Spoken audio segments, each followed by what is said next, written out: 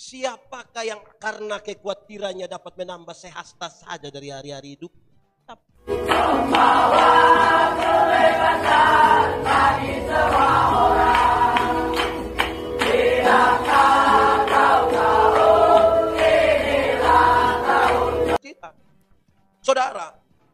Saudara coba kasih tahu saya, ketika saudara khawatir, apa akibat dari kekhawatiran? Coba kasih tahu saya, waktu saudara khawatir apa akibatnya? Stres. Khawatir itu bermasalah. Khawatir itu kita ditarik dari dua sisi. Mau mundur salah, mau maju. Biasa banyak yang kena tabrak di Kupang itu karena maju tidak maju, mundur tidak mundur. Makanya kena tabrak. Orang buta itu dia tidak kena tabrak. Karena sekali dia pakai kacamata, taruh di tongkat, dia jalan saja kayak begini. Kita yang bawa motor, kita yang silih. Persoalan kita sekarang maju tidak bisa, mundur tidak bisa. Saudara tahu, orang khawatir itu biasanya sulit untuk tenang. Saya lihat mama-mama yang khawatir itu dia duduk sini selama dia.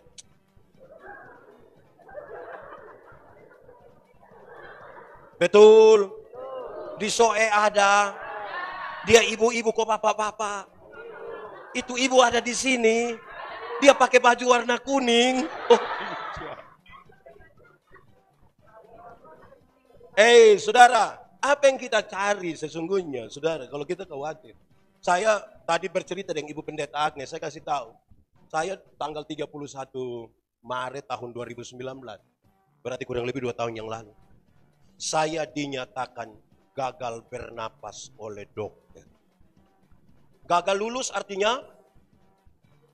Gagal lulus berarti tidak lulus. Kalau gagal bernapas artinya?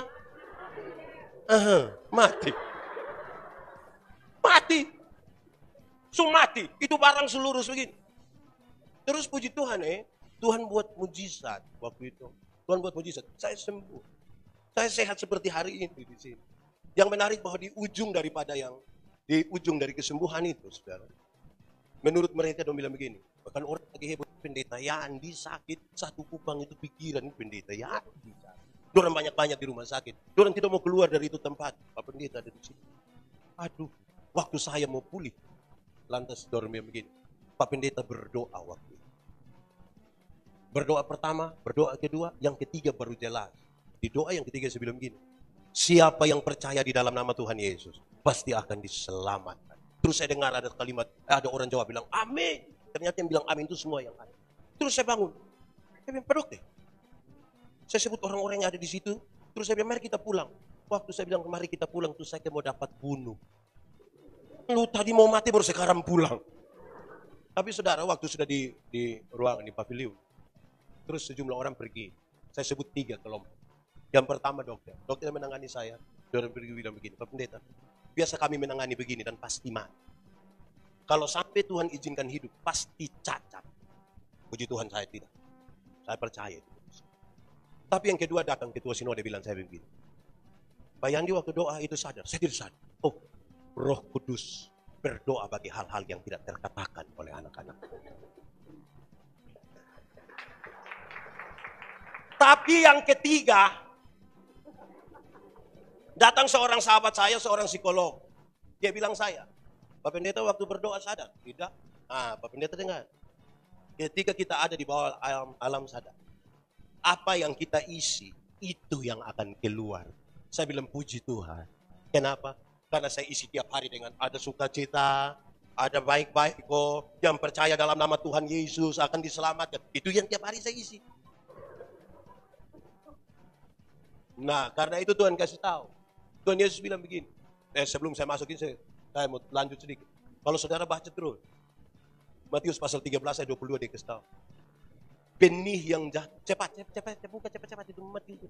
Cepat! Matius pasal 13 ayat 22. Sudah dapat? Baca. 1, 2, 3.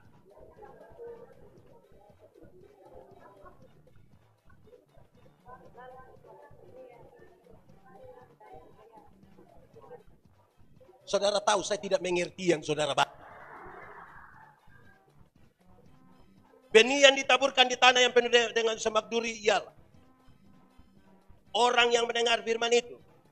Tetapi kekhawatiran dunia ini dan tipu daya kekayaan menghimpit firman itu sehingga tidak berbuah. Amin kok. Berarti firman yang kita dapat bahkan oleh kekhawatiran membuat firman itu tidak berbuah. Kekhawatiran bisa membuat kita tidak percaya pada janji Tuhan. Amin.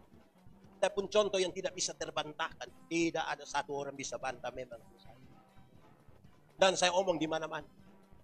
Kita ini ketika Tuhan kasih kita kepercayaan lebih besar, kita justru semakin khawatir. Kita tidak percaya pada janji Tuhan. Ada satu waktu Tuhan bilang begini, berilah 1/10 dari hasil pertama. Ujilah aku, lihatlah, bencana pemerahanmu akan berlimpah-limpah dengan buah anggurnya. Amin. Terus, saudara percaya pada janji itu? Percaya? Benar-benar percaya? Betul? Betul. Benar. Berarti saudara percaya bahwa janji Tuhan ya dan amin. Mari kita uji sekarang.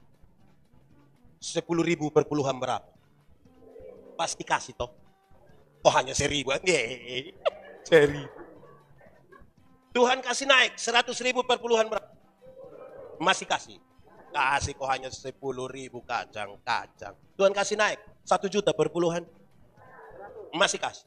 Kasih kok hanya 1 lembar bila perlu dia pegang di ujung. Tuhan kasih naik 10 juta perpuluhan berapa? Masih kasih.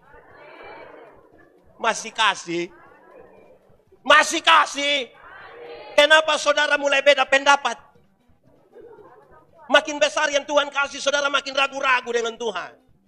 Angkat 1 juta di tangan kiri, 9 juta di tangan kanan. Dia lihat ulang-ulang. Dia lihat 2-3 kali terus dia bilang, Tuhan juga mengerti. Betul kok. Di Soe ada. Dia anggota persekutuan. Dia paham apa. Jadi saudara lihat. Posisi kekhawatiran itu sangat membuat kita pada satu waktu tidak bisa berbuah. Ini tema, ini mempertanyakan banyak hal. Mengalahkan dunia yang penuh dengan kekhawatiran. Saya mau tanya, yang khawatir kita kok dunia? Nanti omong dunia untuk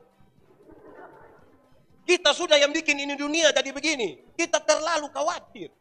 Kekayaan, tipu daya kekayaan itu bikin kita jadi tidak bisa. Itu dia persoalan. Nah mari kita lihat sekarang. Pertama dia begini, hey, kenapa kamu jangan khawatir? Tuhan mau kasih tahu bahwa Tuhanlah pemberi hidup. Tuhanlah pemberi hidup. Kalau Tuhan kasih hidup, apalagi yang bisa lebih mahal dari kehidupan? Tolong kasih tahu saya. Apalagi yang bisa lebih mahal dari kehidupan? Bisa kasih tahu saya? Ada. Ada lagi yang bisa lebih mahal dari kehidupan. Kan itu Tuhan bilang.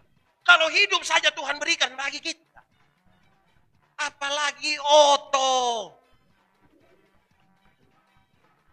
Antara hidup dan oto mana lebih mahal? Betul.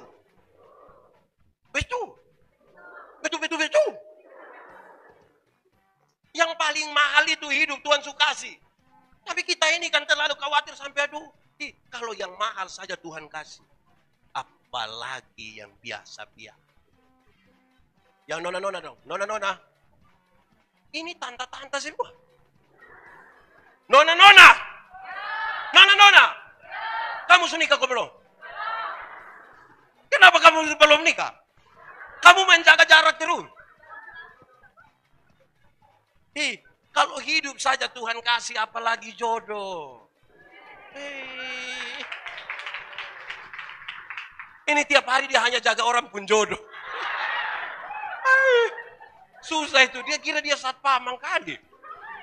Jadi Tuhan mau kasih tahu, hidup saja Tuhan berikan bagi kita. Dia selamatkan kita, kok kita pun khawatir lagi.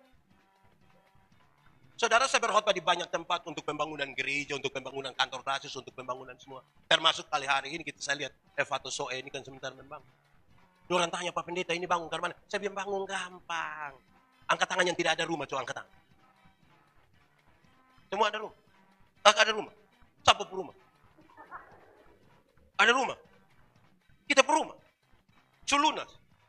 Nah, saya mau kasih tahu saudara. Kita nih masing-masing bisa bikin rumah sendiri kok tinggal. Masing-masing bikin rumah sendiri bisa. Masa kita semua bikin rumah tidak bisa? Yang satu orang bisa bikin satu rumah. Tapi semua bikin satu rumah, kalau sampai tidak bisa, kekhawatiran kita terlalu tinggi. Terlalu tinggi. Akhirnya kita tiap hari dulu, aduh, lama-lama kita sakit ya, aduh. Saudara, saya mau kasih tahu saudara, kalau bahkan ketika saudara berdoa sekalipun, jangan terlalu sedih-sedihlah. Saya mau tanya, saudara kalau ketemu Tuhan sedih kok senang? Yakin? Mau ketemu Tuhan sekarang?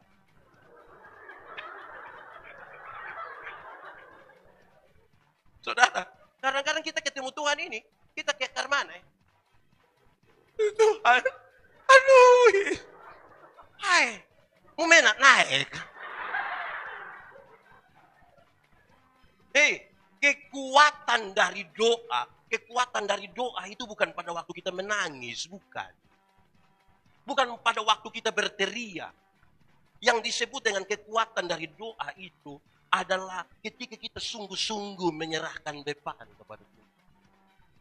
Mas Kemal, itu kekuatan di situ.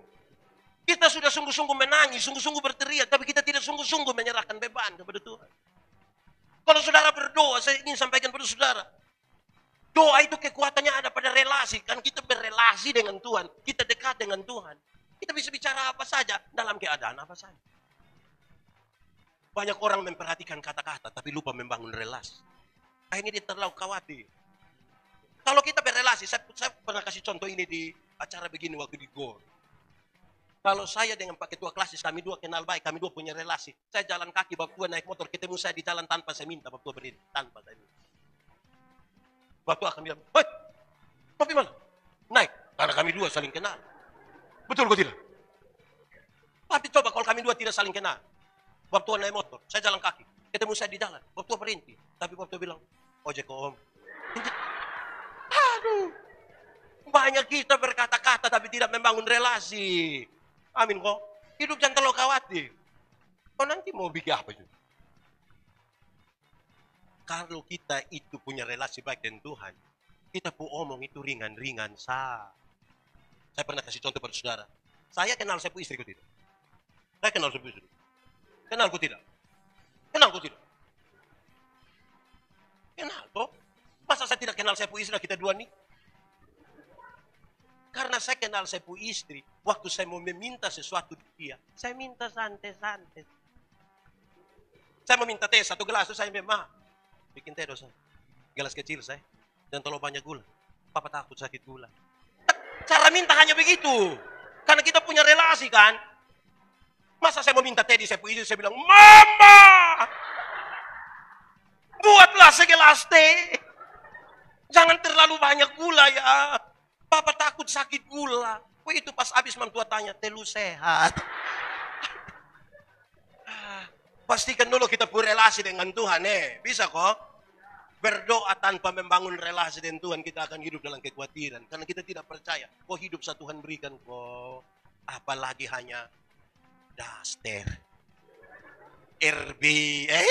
Itu dia kasih. Hidup Tuhan berikan. Apalagi hanya baju seragam. Hidup tuh optimis sedikit. Kita ini jalan di mana hanya patah leher. Kau bilang, Papa, hidup ini terlalu susah. Nah sudah lu mati, sudah kalau memang itu terlalu susah. Saudara percaya Tuhan kok? Percaya? Betul-betul percaya. Nah kenapa main patah leherku? Kenapa? Nanti saya lanjut sampai itu. Tapi yang kedua, Tuhan pakai perbandingan. Lihatlah burung-burung udara. Tahu burung? Burung apa?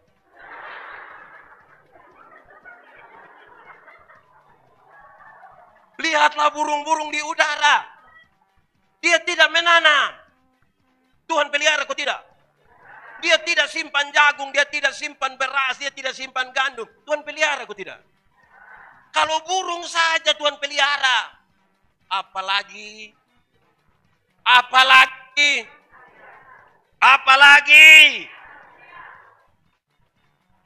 burung satu Tuhan pelihara. Tapi dengan catatan, Tuhan memberi makan kepada burung pipit, tapi tidak melemparkan gandum ke dalam sangkar. Dia mesti keluar dari sangkar. untuk cari di sana. Resiko kena fiti.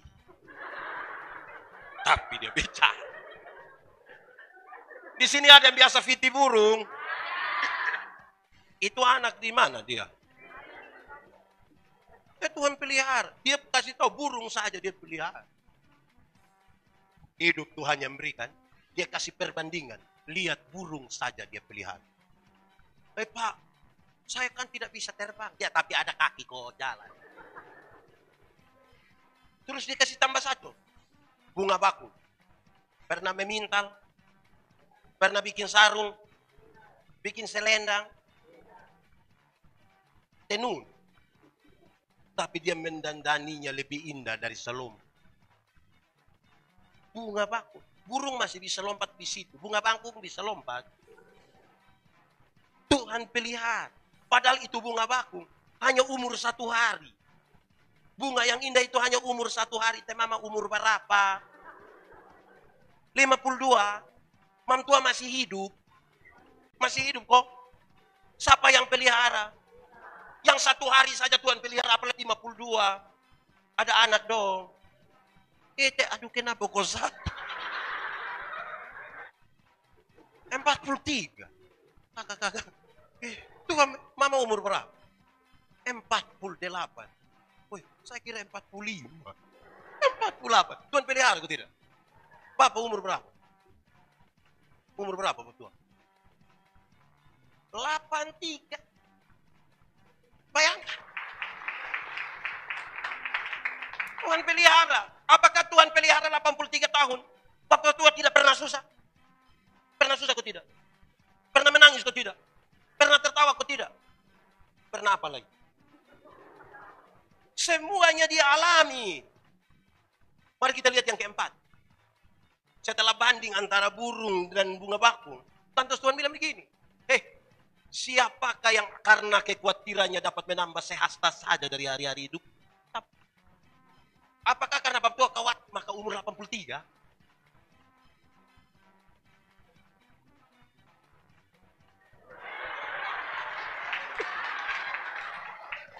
Himne. Ingat di saudara.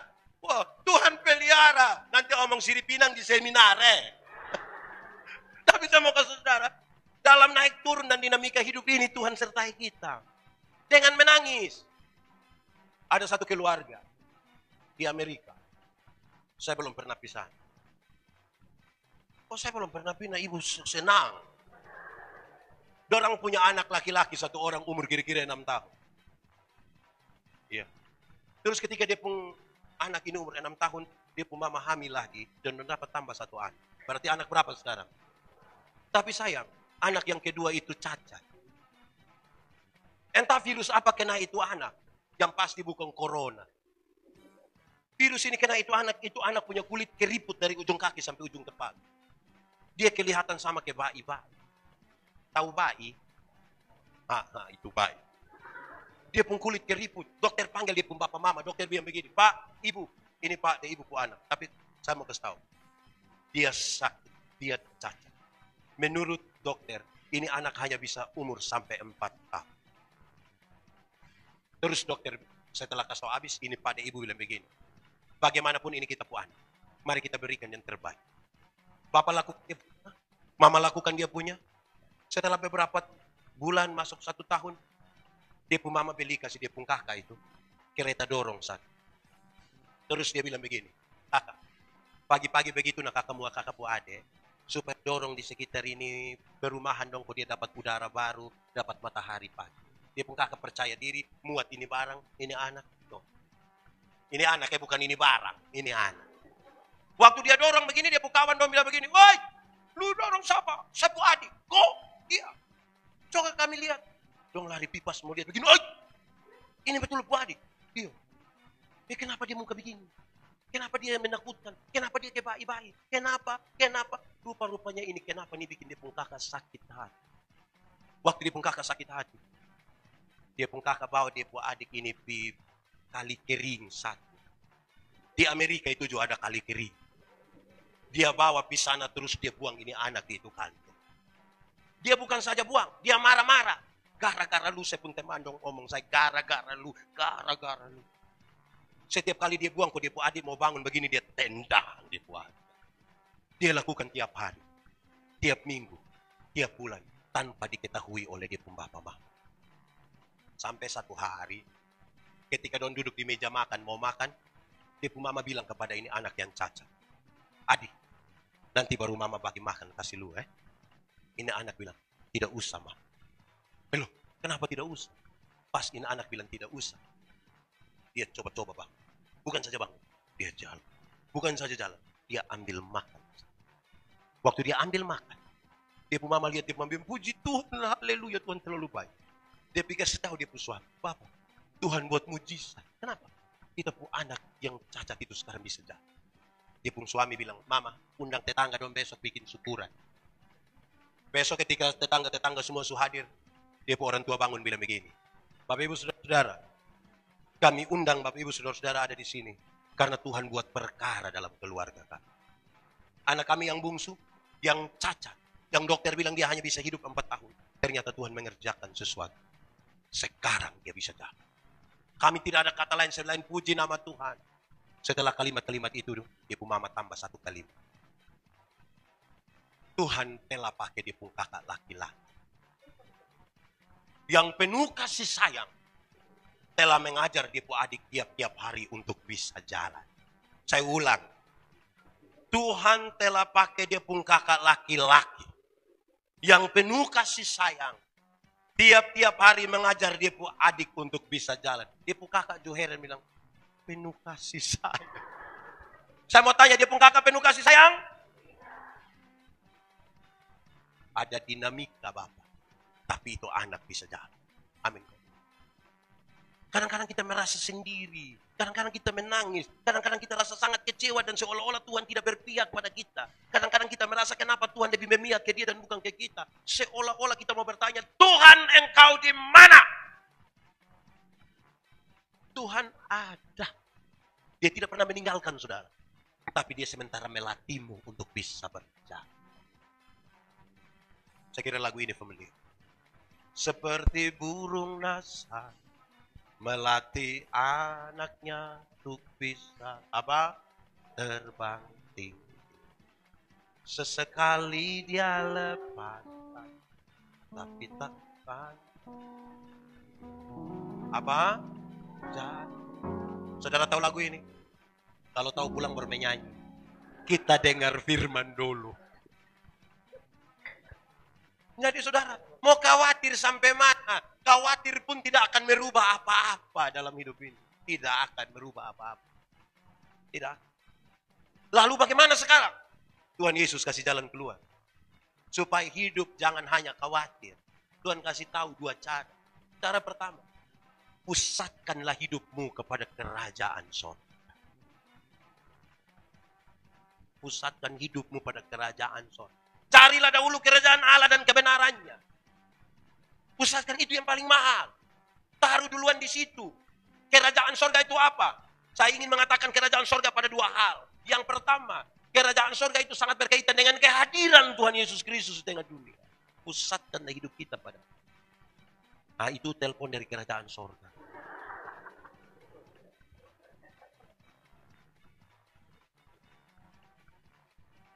Kerajaan sorga itu dalam bahasa perjanjian baru kehadiran Tuhan Yesus di tengah-tengah dunia. Amin kok. Tapi yang kedua, kerajaan sorga berkaitan dengan kepemimpinan Allah, pemerintahan Allah. Yang penuh kasih karunia, keberpihakan, yang memeluk mereka yang susah, yang menolong mereka yang sakit, yang peduli pada semua orang. Dan kalau kita percaya padanya, untuk apa kita khawatir? Tapi saya mau kasih tahu saudara, waktu Tuhan bilang jangan takut, waktu Tuhan bilang jangan khawatir, kata jangan itu yang buat kita pikir pusing. Di mana dia pusing? Jangan itu berarti tidak boleh. Betul? Berarti ini perintah. Kalau Tuhan perintah mesti ikut. Tapi sekarang kita punya dinamika sekali. Kita punya masalah di sini. Waktu Tuhan bilang jangan takut. Siapa bilang Tuhan engkau perintah jangan takut? Ini perintah macam apa? Karena kita lahir dalam ketakutan. Kita ini kan takut sakit. Di sini tidak takut sakit. Kita takut kita takut gagal. Kita takut ditolak. Kita takut rugi. Kita mau tes PNS, ini kita takut tidak diterima. Kita takut mati mendadak. Kita punya ketakutan terlalu banyak. Lantas tiba-tiba Tuhan bilang jangan takut. Apa Tuhan maksud? Waktu Tuhan bilang jangan takut, jangan khawatir. Bukan berarti kita ketiadaan itu rasa sama sekali. Kita masih manusia kan punya rasa. Tapi Tuhan mau kasih tahu. Bersama dengan Tuhan Yesus yang luar biasa itu. Yang adalah Tuhan dan Juru Selamat kita. Kamu akan menjalani hidup ini baik-baik saja sampai pada tujuan. Ini ibarat kayak kalau kita pergi Kupang, dulu waktu Ramayana dengan Lipo baru ada. Ada itu tangga Bajala, nama apa lagi? Pernah pi. Pernah bawa tanta dong. Pernah kok. Terus sampai sana kita bilang, tanta, tim saya. Terus mam tua bilang begini. Kenapa? Tahu. Tanta naik. Dia tidak mau kan? Kenapa dia tidak mau? Takut. Waktu dia bilang takut, apa yang saudara lakukan? Waktu dia, tahu. Saudara bikin apa? Ada dua hal yang kira-kira saudara lakukan. Yang pertama, saudara akan bilang kasih contoh. Saudara akan bilang begini. Begini. Betul? Begini. Terus dia putar kembali datang. Begini. Itu pertama. Setelah kita kasih contoh. Begini. Dan dia tidak lakukan. Apalagi yang saudara buat. Kita suka kasih contoh. Tanta tidak mau. Saudara bikin apa lagi? Bikin apa lagi? Begini.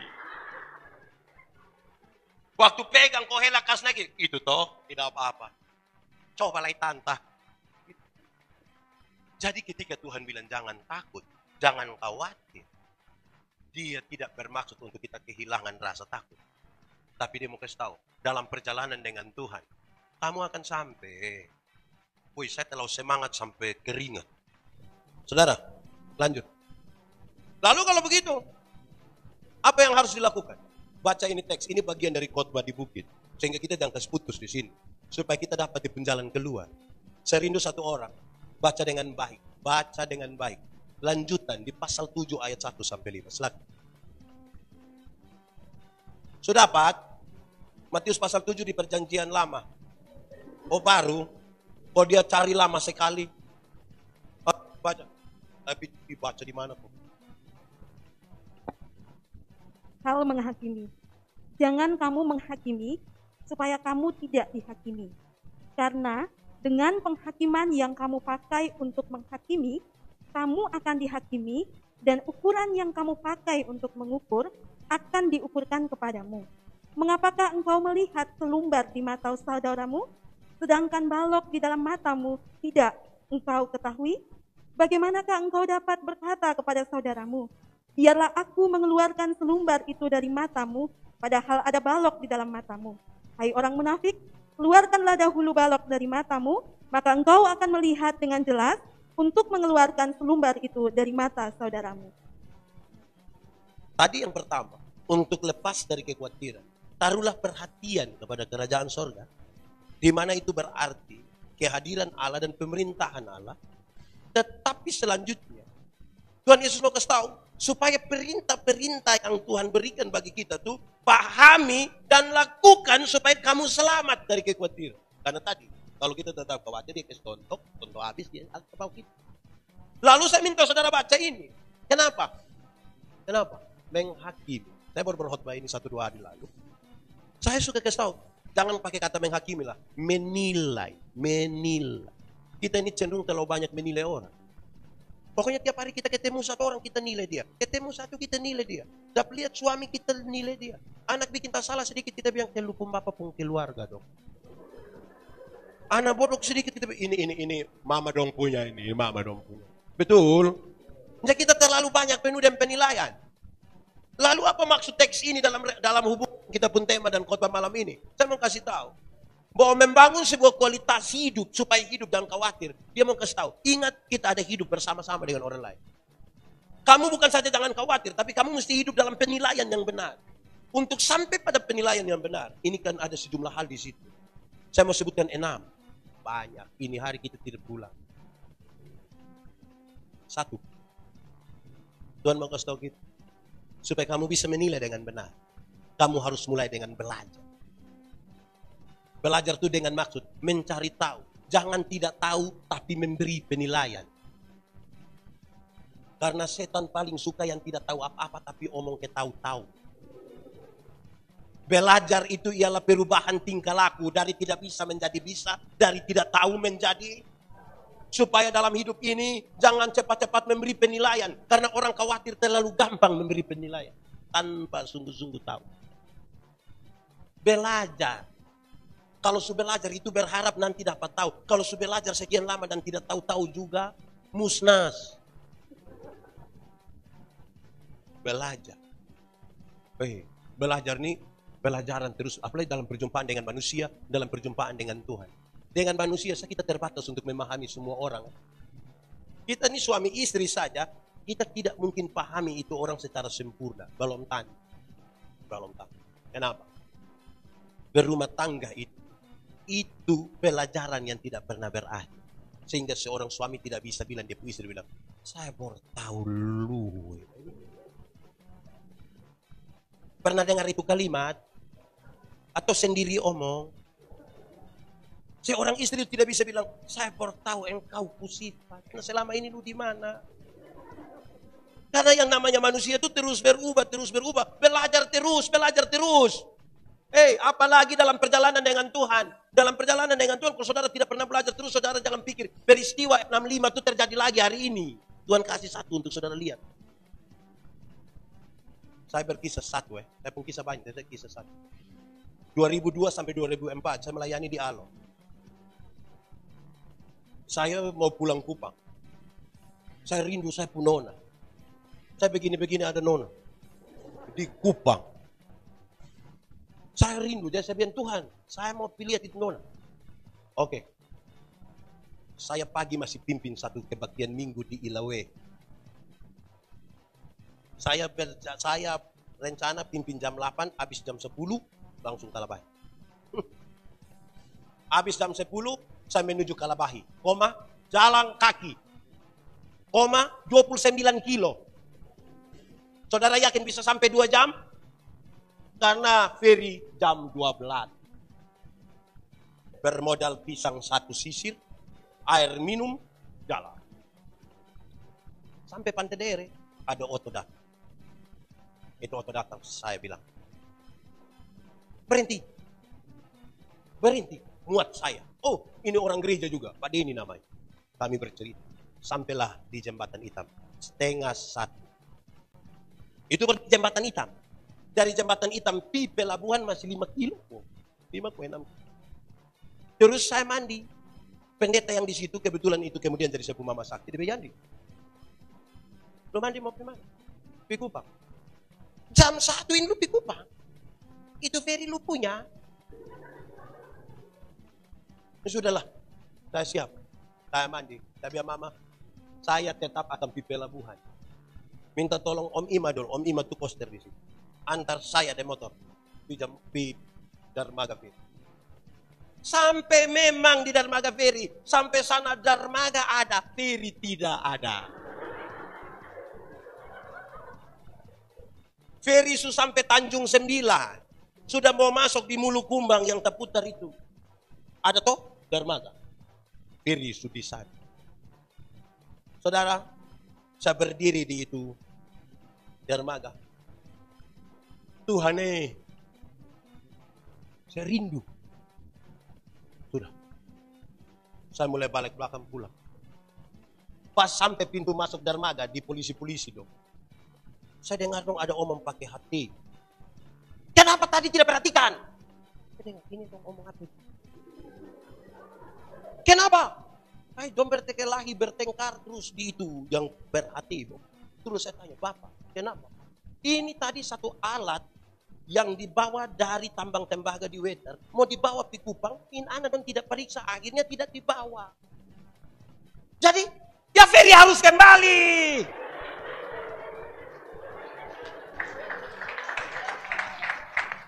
Waktu Ferry kembali, buka dia pun pintu Ferry, itu alat naik Pak Manovi juga naik. Sampai Kupang. Aman toh? 1 kali seumur hidup. Saudara jangan coba bilang, santai sapi kita berdoa Ferry kembali. Tidak akan pernah terjadi. Berhenti. Tuhan kasih kesempatan kita 1 kali untuk lihat. Tuh, kalau Tuhan mau bikin, dia bikin saja. Amin. Kalau dia mau air berubah jadi anggur, kenapa? Ada yang tidak mau? Mau. Tapi jangan harap nanti besok kita tenang saja. Nanti tidak usah beli anggur. Mahal. Beli air putih. Nanti kita doa dia kembali jadi anggur. Jangan cari Tuhan untuk itu mujizat. Tapi Tuhan mau kasih tahu dia bisa melakukan itu. Jangan khawatir. Oleh jadi. Amin, Pak. Jadi Tuhan kasih sesuatu terjadi dalam hidup kita. Di sini ada yang tidak pernah mengalami sesuatu dengan Tuhan. Saudara pernah mengalami sesuatu dengan Tuhan? Karena itu belajar terus, belajar terus. Tuhan izinkan itu satu terjadi. Nanti dia izinkan lagi, dia izinkan lagi. Belajar terus menerus. 56 tahun kalau kita tidak belajar terus. Aduh, kita bikin Tuhan seolah-olah dia punya kuasa. Apa-apa kita hidup penuh kekhawatiran. Jadi dinamika itu ada. Saudara bisa bayangkan saya hati hancur itu pinggir dermaga. Mau berenang, Timor.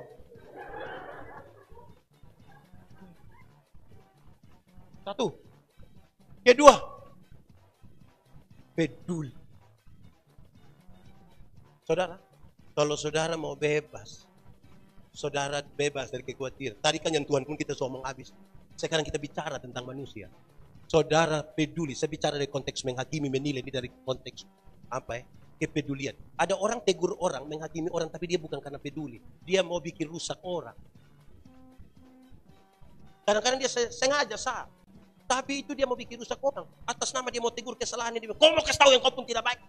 Kalau dia bikin, ada apa-apa itu Tuhan bilang, ingat, omong duluan ampa mata. Bukan fotosan dia terus muat di Facebook. Muat di Facebook baru tulis bilang, kenal in om kok tidak. In om pun nama om blunder. Peduli. Saudara kalau peduli, saudara pasti tahu. Kenapa? Saya mau kasih tahu saudara, saya berbagi sedikit. Saya ketua pembina APDIS di NTT. APDIS itu Asosiasi Penyandang Disabilitas Indonesia. Orang-orang yang cacat dan terbatas. Ada yang buta, ada yang tidak punya kaki, ada yang kusta. Ada 5 kelompok yang saya dampingi. Saya suka bawa sejumlah orang yang bermasalah dalam keluarga, ketemu dan doa. Melihat untuk aktivitas. Ketika saudara berjumpa dengan banyak orang, saudara akan tahu. Saudara coba peduli dengan orang lain. Saudara akan tahu. Masing-masing kita tuh punya masalah. Tapi masing-masing kita punya berkat. Kalau saudara belajar untuk memahami orang yang ada di sekitar kita, saudara tidak akan pernah iri hati karena dia ada oto empat. Tapi dia punya masalah waktu bayar pajak. T4 memang lenane lo meninu. Kita senang di dia pu oto yang tulis pakai dia pun plat nomor, dia pun nama. Tunggu kau tilang di sini, dia sembunyi, dia ikut tahu. Jadi dia ada berkat, tapi ada juga masalah. Ada masalah? Berkat. Nah, jangan terlalu khawatir toh. Belajarlah juga kepada orang lain dalam kepedulian, bukan mau picek dia pun masalah.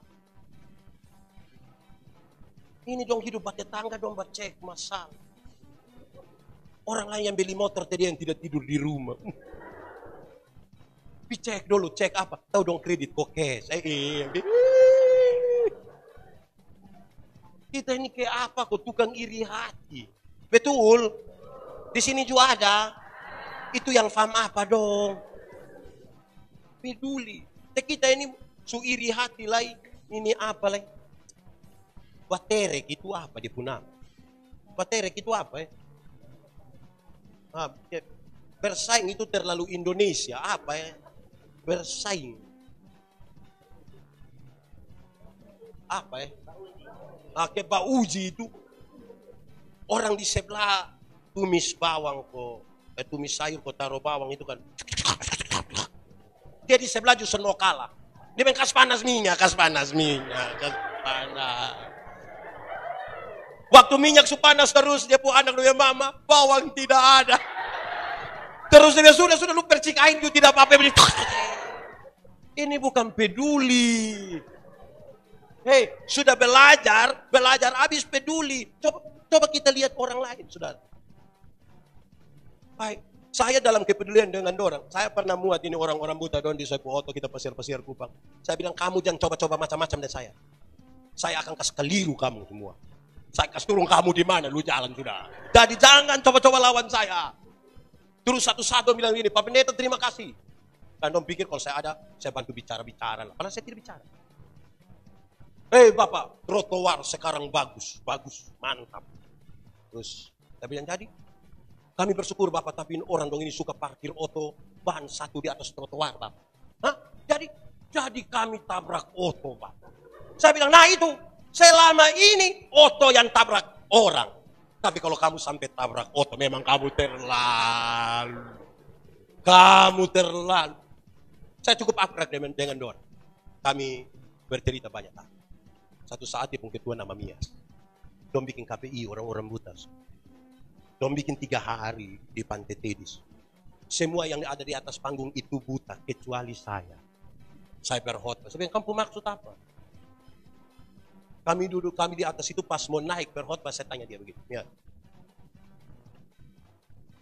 Lu mau melihat begitu? Dia bilang, saya tanya bukan suruh lu ketawa. Dia bilang, Bapak ini Mias, kalau ini malam mujizat terjadi. Dan Tuhan izinkan engkau melihat. Lu mau atau tidak? Dia bilang, saya Pak Pendeta. Melihat atau tidak melihat itu tidak penting lagi dalam saya hidup. Yang paling penting adalah, apa saya masih tetap bisa bersama-sama dengan Tuhan atau tidak. Saudara lihat, pada waktu saudara mau peduli dengan orang, Tuhan izinkan saudara belajar. Ada yang dia istri buta, suami tidak buta. Ada yang dua-dua buta, ada yang suami buta, istri tidak buta. Ketika pasangan-pasangan nikah dong berkelahi, bertengkar terus-terus, saya muat dong di oto bawa piin orang dong. Saya lihat, kamu tiap hari pi salon, uang ada, kok tiap hari bakal lagi, dong. Kamu ini beli susu beruang, minum setengah-setengah gosok di muka. Memangnya muka harus dapat imun juga. Saya jadi aneh dengan kamu perilaku itu. Di Soe juga ada. Yang beli susu beruang ada. Minum sedikit-sedikit tempel-tempel di muka. Maksud apa?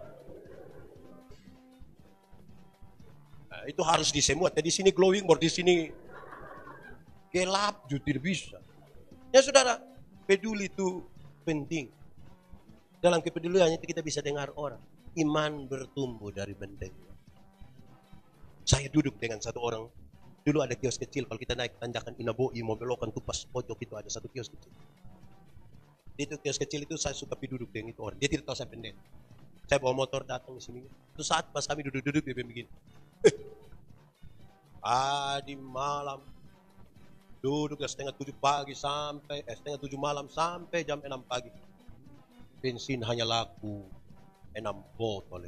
Saya dalam hati kesap suruh lu mau duduk gitu. Terus saya belum terganggu, tapi dia pun kalimat kedua dia bilang begini. Tapi bersyukur Bersyukur kenapa? Penjual bensin begini banyak di kota Kupang ini. Kalau Tuhan arahkan semua yang mau isi bensin datang di saya, nanti dongkar mana? Kalau semua datang di saya, nanti dongkar mana? Wih, saya lihat Bapak dia pemuka. Mari kita hitung kali bagi. Kalau setiap botol dia untung 1.000, 6 botol dia dapat berapa? 6.000. 6.000 kali 30 hari dia dapat berapa? Berapa? Ini gara-gara sekolah dari rumah ini. 1 hari untung 6.000. Kalau 1 bulan dia untung berapa? 180.000. Ibu, saya mau tanya, 1 bulan ibu dapat 150.000, 180.000. Lebih di bawah atau lebih di atas? Lebih di atas. Orang dapat 180.000 dia berani berkata, bersyukur.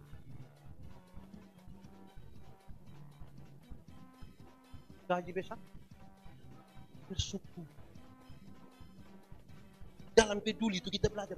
Kita ini heran. Waktu honor gaji 400.000 itu 6 bulan berbayar sekali, masih bisa bersyukur, masih lebih 5.000. Ini sudah diangkat. gaji 45 juta itu gaji pokok, belum ditambah tunjangan lagi. Habis bulan, bendahara hanya datang pakai kertas putih bilang, "Su potong semua." Kita ini. Ya saudara, dalam peduli itu kita belajar mendengar. Ketiga, supaya kita punya kualitas dan hidup itu kita percaya Tuhan serta kita butuh etika dan moral. Kita butuh keramah tamahan. Banyak orang ketika dia khawatir dia bisa buat yang tidak punya etika. Tidak punya etika. Wih, sekarang ini cuci tangan, saya kita pikir, sabu istri sabu dari waktu pertama-tama yang bilang jaga jarak, tidak boleh cium sabu. Kami pikir kita pi orang mati ini duduk ini tiba-tiba ada empat dari belakang. Wih, kita juga pikiran. Akhirnya ada orang tuh yang dia, saya pernah berdoa kasih jemaat itu, orang di dalam sana saya berdiri di depan pintu pagar hanya untuk berdoa. Betul-betul jaga-jaga. Tapi enak juga. Memang ada banyak hal yang terutama yang sekarang. Kita butuh komunikasi dengan baik. Butuh komunikasi dengan baik. Kalau tidak kita nanti menjadi tidak etis bagi sesama. Nah yang paling etis itu ikut aturan saja toh. Ikut aturan saja. Pakai masker, jaga jarak, cuci tangan. Separuh bilang begini, tidak usah. Itu kenapa? Oh paling mati. Iya Bapak Sumati subaik makasihan tanta. Bapak Sumati lekas tengah ini utang koperasi ini. Pagi-pagi petugas koperasi selalu ini mama yang pikiran. Ya kita juga pakai etika. Saya bilang di mana-mana saudara, kalau kita ikut aturan tuh, ibarat kita ada motor. Ada motor kok? Apa pun motor? Sulunan. Kita naik motor, ada surat-surat SIM, STNK, lampu-lampu aman, kaca spion aman. Ada tilang di Sri Solo, jalan. Tapi coba SIM tidak ada, STNK tidak ada, lampu-lampu tidak ada, kaca spion tidak ada. Berani pi, kalau ada tilang, berani. Makanya etisnya kita ikut aturan saja toh. Kalau kita suka pakai lampu-lampu, kaca spion, SIM, STNK lengkap, ada tilang di Sri Solo, kita pi.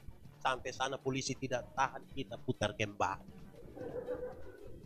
Kita kembali polisi tanya, kenapa putar? Maaf Pak, tolong tilang saya dulu. Aman toh? Itu paling aman. Pakai etika. Kita ini kadang-kadang tidak beretika. Dalam kita membangun kualitas hidup kita tidak beretika. Saya jumpai banyak sekali ini keluarga, jemaat-jemaat, termasuk hamba-hamba Tuhan, itu saja.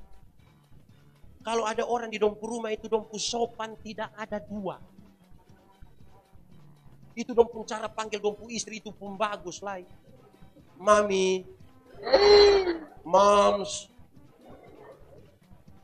ayang, sumaam. Itu kalau ada orang. Tapi kalau tidak ada orang dia pun panggil, woi, sucek cek mungtadara. Wih bayangkan, itu kalimat ke Bungkar mana lah. Kita ini kalau Sumara ini, kadang-kadang kita omong ini, aduh, betul. Di sini juga ada. Jadi jangan kekhawatiran kita yang bikin kita kok omong sembarang.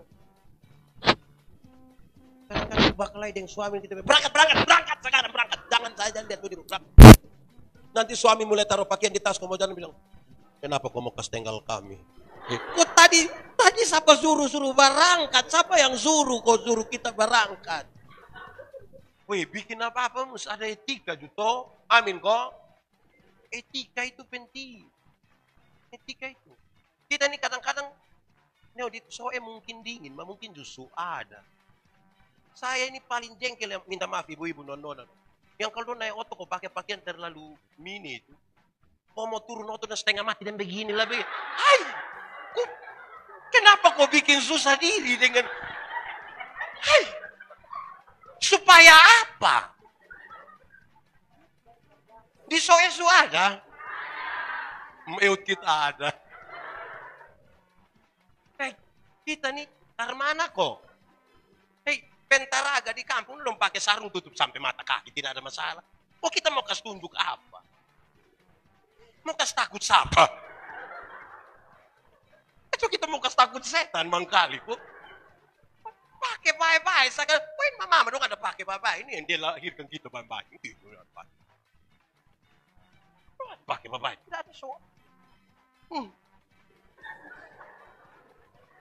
Terlalu khawatir apa? Orang tidak puji kita nanti kok. Memang kita butuh etika sedikit, kita hidupin. Tapi kalau tidak berat, dunia ini sudah bikin kita kacau. Woi, saya khotbah sulama. Terus. Itu berapa 3. Keempat, penyerahan dalam doa. Ini kaitan dengan kita menilai orang nih. Itu bukan nilai-nilai belajar, peduli, pakai etika, dan serahkan itu. Dalam penyerahan kepada Tuhan itu saudara tahu. Ada hal yang kita bisa lakukan, tapi ada hal tidak bisa kita lakukan. Karena itu kita mau serahkan. Tuhan, saya tidak bisa ini dan saya khawatir sekali. Saya mau serahkan ke Tuhan. Kenapa saya harus serahkan ke Tuhan? Kita sudah berdoa kasih kita suami, untuk kita suami. Tapi kita tidak bisa merubah dia. Kita khawatir dengan dia. Tuhan yang bisa rubah. Kita khawatir dengan kita puan anak dong. Kasihan dong kawan dong pakai motor, kalau kita puan anak tidak pakai, lebih pilih kasih dia. Padahal kita khawatir kalau tak puji dong bilang dari rumah sakit. Poin anak dong itu 1, pan motor ada 2, dong keluar dari rumah dong mau pakai 1 sah. Di Soeju ada Lombok itu yang 180. Saya berkhotbah satu saat di gereja Koinonia, tanggal 25 Desember saya ingat. Pas sampai pagi begini. Terus majelis bilang, Pak Pendeta, kami tadi malam di Kuanina tidak vestido. Tidak vestido. Tapi kok kenapa? Woi, anak muda dong gas motor nih Pak. Polisi su tembak gas air mata lagi, sudah tembak peringatan, tetap dong gas. Tahu kita mau ke salah satu, Bapak dong yang salah, Bapak dong yang salah. Kenapa? Bapak dong yang beli motor. Coba itu hari Bapak dong yang beli motor, kau dong pegang kayu, mau sampai pagi. Mau sampai pagi, tidak bisa. Karena kita yang beli kasih motor, kita beli kasih motor, tapi kita kan khawatir kalau ada apa-apa toh. Serahkanlah kepada Tuhan. Ya toh. Kasih Tuhan, Tuhan tolong ambil sendia dulu. Tapi jangan doa serahkan. Karena kita bisa lakukan. Saudara, saya mau kasih tahu saudara. Tuhan tuh hebat sekali. Dia mau ajar kita sesuatu. Saya biasa bilang begini. Mati hidup itu persoalan di sini. Persoalan iman. Amin toh. Ini persoalan iman ini. Bahwa mati hidup Tuhan yang atur. Dia kasih tahu di otak.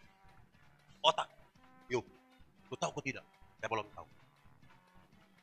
Lu tahu kok tidak kalau mati hidup itu Tuhan yang atur? Oh iya, sudah. Dan lu tolong kasih tahu kaki.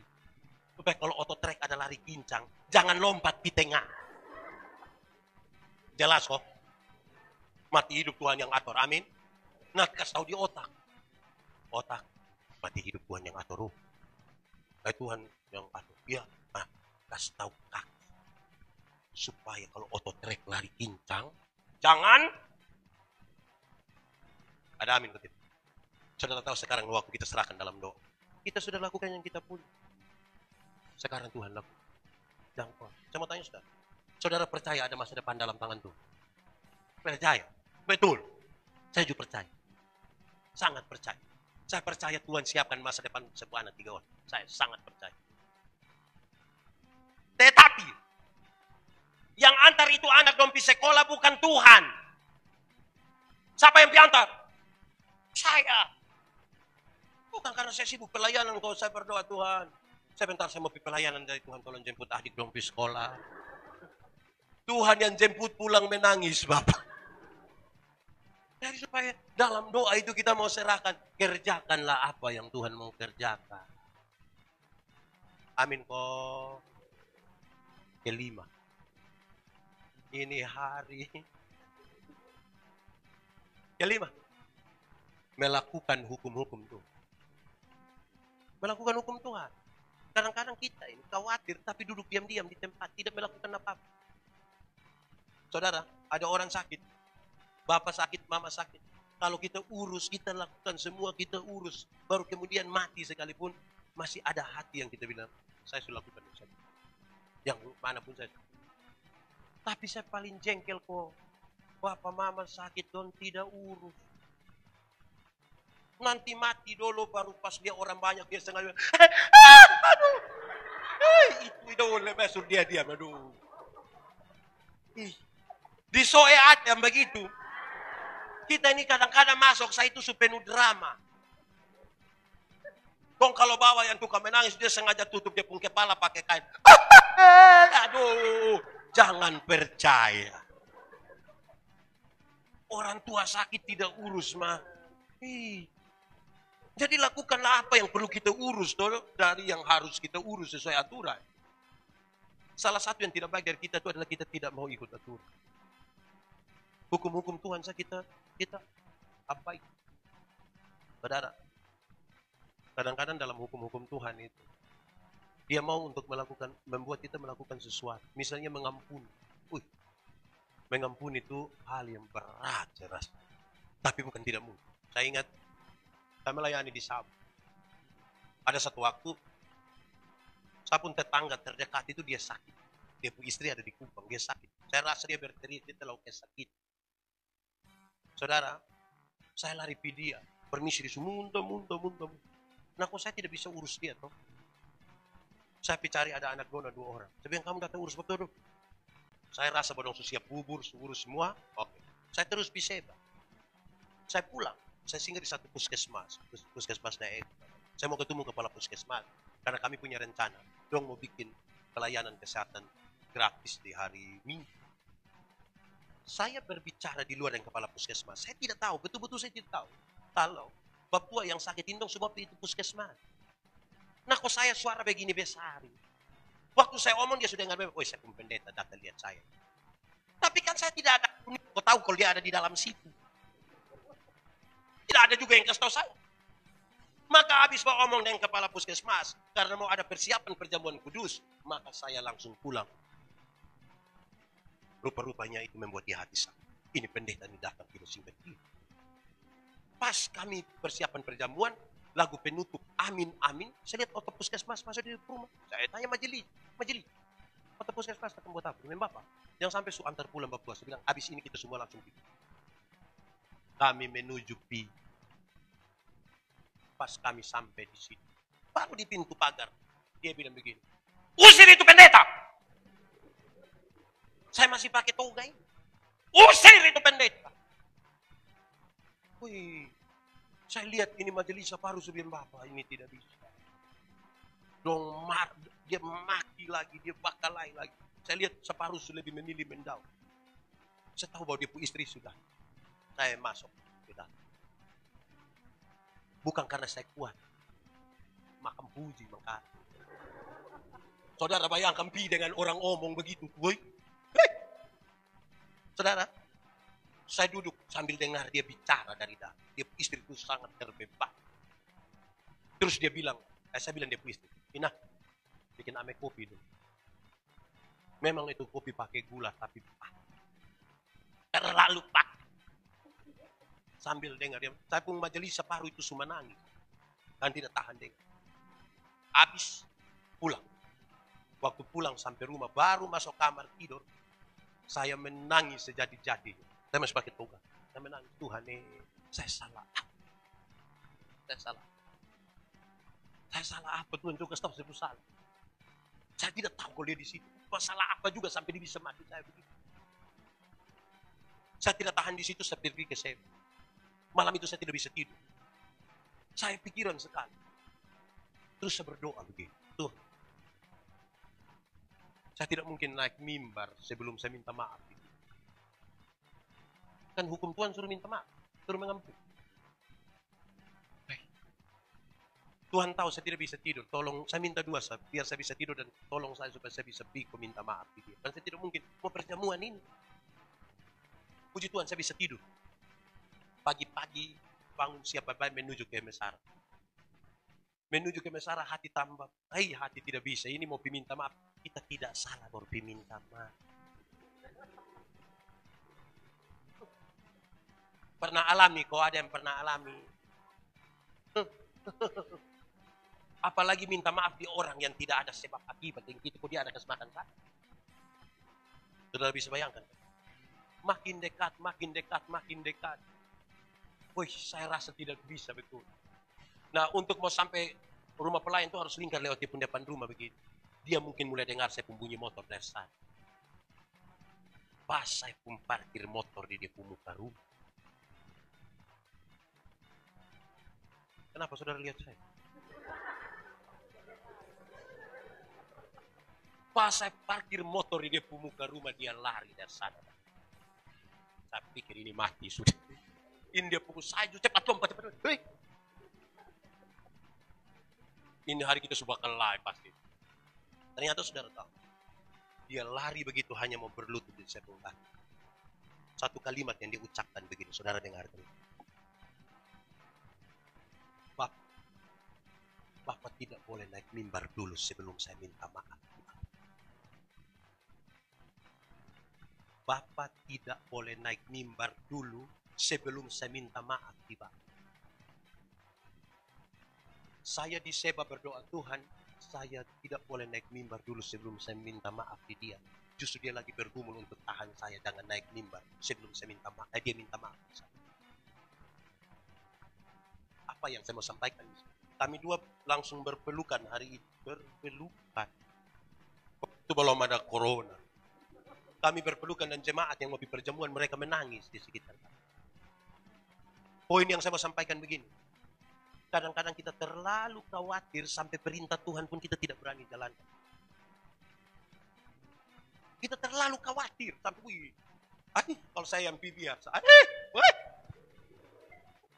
Padahal saudara lihat Tuhan pun cara kerja begitu luar biasa. Saya mau minta maaf di dia, tapi Tuhan menggerakkan untuk dia juga mau minta maaf. Waktu dua orang yang sama-sama dibukakan hatinya, kemuliaan Tuhan itu.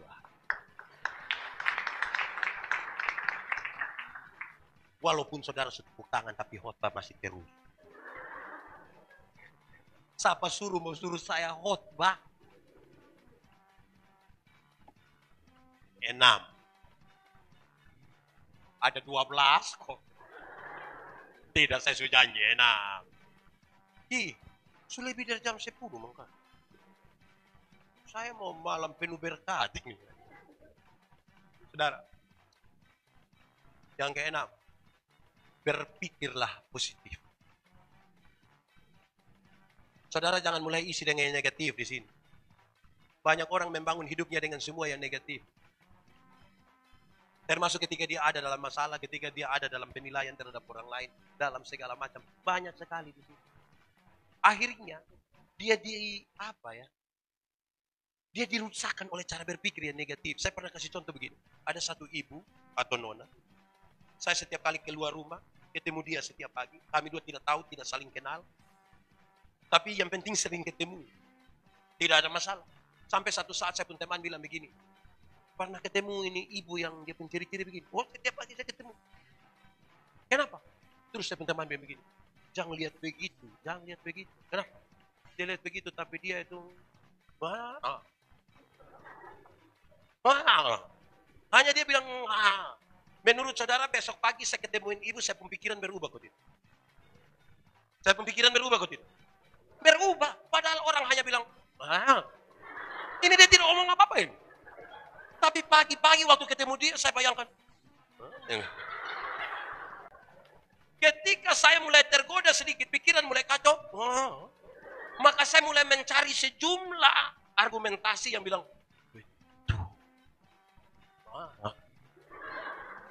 jadi hati-hati dengan ini. Makanya Tuhan kasih tahu kita, jangan cepat-cepat menilai apapun. Kalau kamu tidak menjadi bagian dari orang lain, termasuk nanti ketika kamu berpikir yang negatif terhadap seseorang. Kita nih, saudara-saudara, kadang-kadang untuk kita mau jadi baik, kita suka keserusak orang. Saya paling jengkel yang hamba-hamba Tuhan dong, yang berdoa habis kok. Pas keluar begini, juga orang datang tanya, dia doa apa?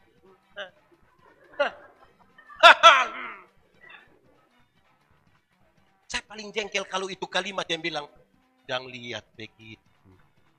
Tapi kalau dia suka pakai kata jangan lihat begitu, sambungannya adalah T apa dong? T apa? Saudara, saya mau kasih tahu kita bahwa dia menjadi satu paket untuk kita menjalankan hal-hal yang Tuhan mau kita jalankan supaya kita tidak tinggal diam di dalam kekhawatiran. Karena kita tadi khawatir kan, Terus karena kita khawatir, Tuhan waktu bilang jangan khawatir itu untuk bukan kasih hilang kita pura rasa itu, tapi supaya kita mengelolanya dan kita tidak kehilangan damai sejahtera karena itu. Supaya sukacita itu tetap ada pada kita. Jangan sampai kita ada hal-hal yang di luar kita. Yang saya paling bermasalah ini kalau kita yang khawatir itu kan kadang-kadang bukan berpikir tentang hari ini, tapi dia pikir lebih banyak di masa lalu, lebih banyak di masa depan. Padahal kita hidup di hari ini. Ada orang yang hanya mesti, hey, kita semua ini punya masa lalu. Dan banyak kali kita masa lalu cenderung kita mau tutup-tutupi supaya orang tidak tahu. Kita khawatir sekali kalau orang tahu kita masa lalu. Mau bikin apa? Masa lalu tidak bisa dirubah. Tapi masa depan bisa dirancang dalam nama Tuhan. Apa khawatir? Ada orang yang bukan pikir masa lalu, dia pikir masa depan. Tiap hari dia hanya bilang, Bapak Pendeta, nanti kalau saya sudah tidak ada, lu masih ada ini. Oh, engkau masih ada, kenapa pikir gue nanti tidak ada? Apa kok? Sedikit-sedikit, nanti saya tidak. Belum lah dia pun bapak model baik. Iya, nanti lu tidak ada, dia kawin lagi. Lu diam.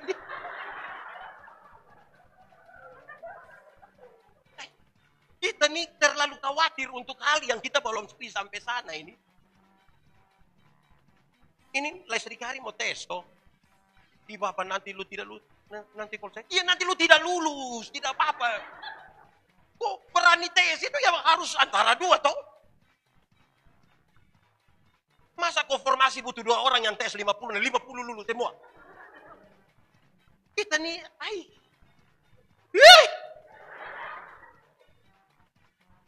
seolah-olah hidup sudah berakhir kalau ini tidak jadi.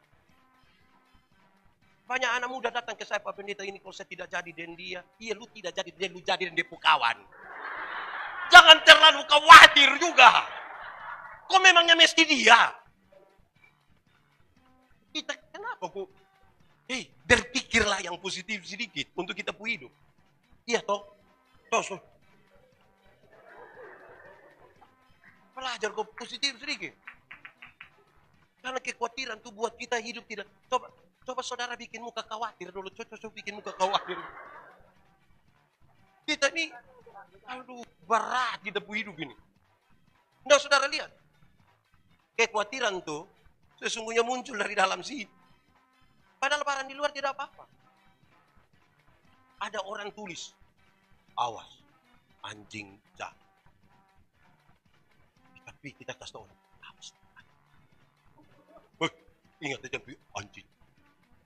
Padahal di itu rumah tidak ada anjing. Kita belum tahu, tapi dong tulis. Lu kenapa tulis? Pak, anak dong biasa datang curi mangga, jadi saya tulis sih.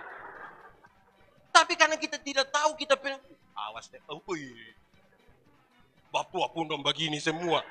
Lu lihat gimana? Kita hidup nih kalau kita tidak segera rubah berat. Nah, itu semua butuh Roh Kudus.